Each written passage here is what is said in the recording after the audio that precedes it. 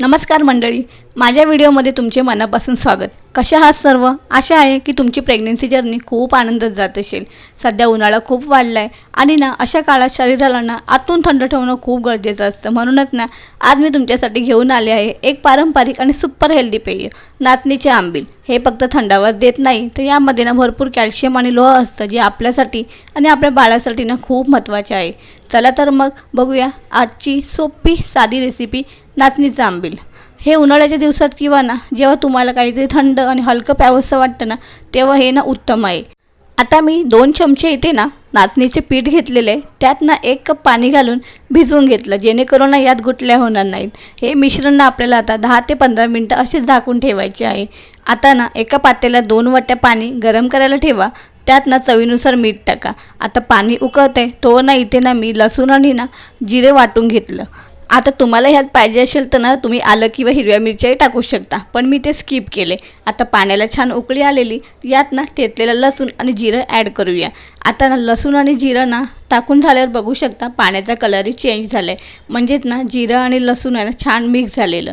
आता यात आपल्याला हे नाचणीच्या पिठाचं मिश्रण आहे हळूहळू सोडायचं आहे आणि ढवळत राहायचं आहे, जेणेकरून ह्यात गुठल्या होणार नाहीत। आणि गॅसची फ्लेम आपल्याला मध्यम ठेवूनच हे मिश्रण आपल्याला सारखं ढवळत राहायचं आहे।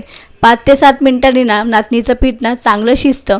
हे मिश्रण थोडं घट्ट आणि त्याला एक चकाकी येईपर्यंत ह्या मिश्रणाला छान उकळी येऊ द्यायची। आता आपले पीठ छान शिजलेलं आहे। आता गॅस बंद करून मिश्रणाला थोडे गार होऊ द्यायचे आणि हे मिश्रण पूर्णपणे गार झाल्यावर आपल्याला यात ताक घालायचे आहे। तोवर मी एका भांड्यात ताक घेतले, त्यात थोडे मीठ, जिरे पावडर आणि थोडीशी कोथिंबीर आणि थोडं पाणी घालून हे ताक छान मिक्स करून घेतले। काही जण यात आलं लसूण पेस्टही घालतात, त्यामुळे पचायला सोपं जातं। आता हे ताक थंड झालेल्या नाचणीच्या आंबीलमध्ये घाला आणि सर्व नीट मिक्स करून ढवळून घ्या। आता तुमचे थंडगार आणि पौष्टिक नाचणीचे आंबील तयार आहे।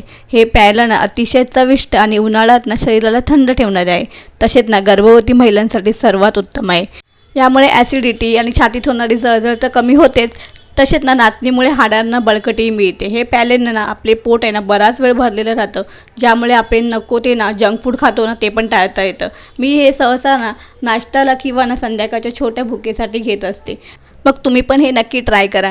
गरोदरपणात स्वतःची काळजी घेणे खूप महत्त्वाचे आहे, त्यामुळे आपल्या डाएटमध्ये पौष्टिक गोष्टींचा समावेश नक्की करा। खूप दिवस झाले विचार करत होते की ही रेसिपी तुमच्याबरोबर शेअर करेल, पण वेळ मिळत नव्हता। पण फायनली ती वेळ आली आणि रोजच्याप्रमाणे माझा आजचा प्लॅन काय फ्लॉप झालेला नाही। तर मंडळी, कसा वाटला आजच्या रेसिपीचा व्हिडिओ? आवडला असेल तर नक्की लाईक करा आणि तुम्हाला अजून रेसिपीचे व्हिडिओ बघायला आवडतील का, नक्की मला कमेंट करून सांगा। आजच्यापुरती एवढंच, आता भेटूया एका नवीन व्हिडिओसोबत। तोपर्यंत बाय बाय।